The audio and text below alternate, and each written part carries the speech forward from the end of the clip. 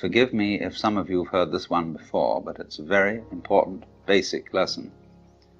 If there is only one object, one small ball in the middle of endless space, nobody knows whether it's moving. Because you can't tell whether it's approaching anything or whether it's going away from anything, because there's nothing else. So in that state of affairs, no motion exists. But if we introduce a second ball into the picture, and the two either come towards each other or go away from each other, then we can say that both of them, or either of them, is in motion. We can't decide which is the one that's doing the moving, because it could be one, could be the other. Now we'll put three balls into space, and we find two of them staying together and the other one going away. Now it's up to the two of them to decide whether the other one is going away from them or they're going away from the other, because two is a majority in this case. And the vote always, of course, goes to the majority, the universe being basically a democratic organization.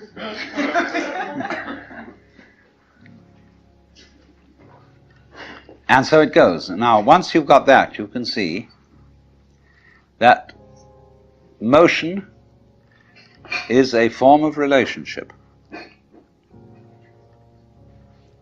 All right, let me put it in another way. Energy is a form of relationship.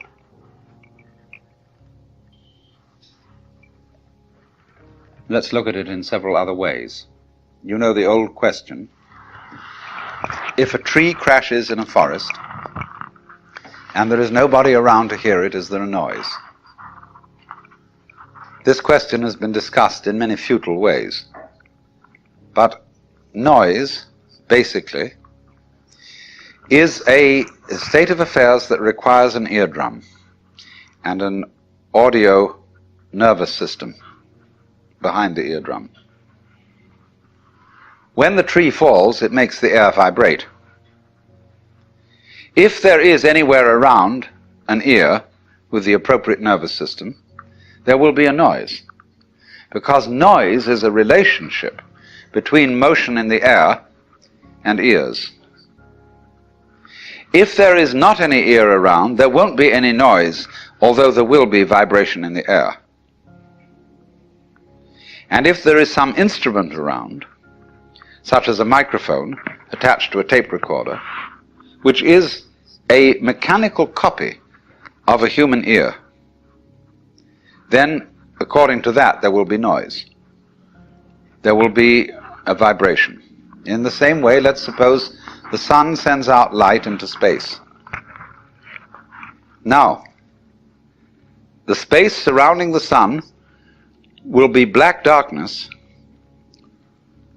as if there were no light in it, unless a planet happens to float by. When a planet floats by, there will be light. In the darkness.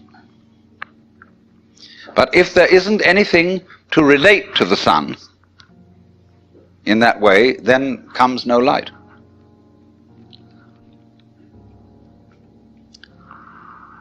Now this goes right down to the root and ground of everything. It goes down to the essence of your nerves, of your whole being, that it's all an interdependence.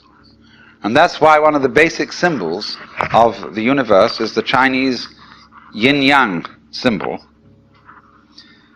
which you know is a circle with an S curve in the center. One side of the S is black, the other is white. And so it makes, as it were, two commas or two fishes. And the eye of the fish is the opposite color. The white fish has a black eye, the black fish has a white eye. And these things are going like this, see? Curling in on each other. Now this thing is called a helix. And that is the fundamental form of the galaxies. The great nebulae we see out in space are doing this, curves. And this is basically to the position of sexual intercourse. This is lovemaking. And this is, you know, when you hold hands and so on.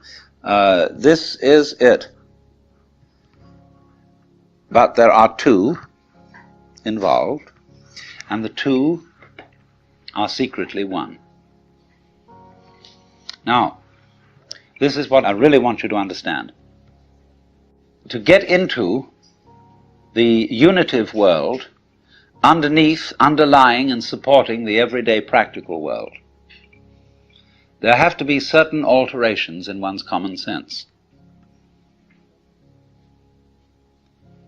Now, there are certain ideas, and beyond these ideas, certain feelings that are difficult to get across, not because they're intellectually complicated, not at all because of that, but because they're unfamiliar. They're strange. We haven't been brought up to accommodate them. In exactly the same way that in past times, people knew that the planets were supported in the sky because they were embedded in spheres of crystal. And if they weren't embedded in spheres of crystal, and of course you could see them because you could see through them, they would fall down on the Earth. And now when astronomers finally suggested that there were no crystal spheres, people felt unbelievably insecure.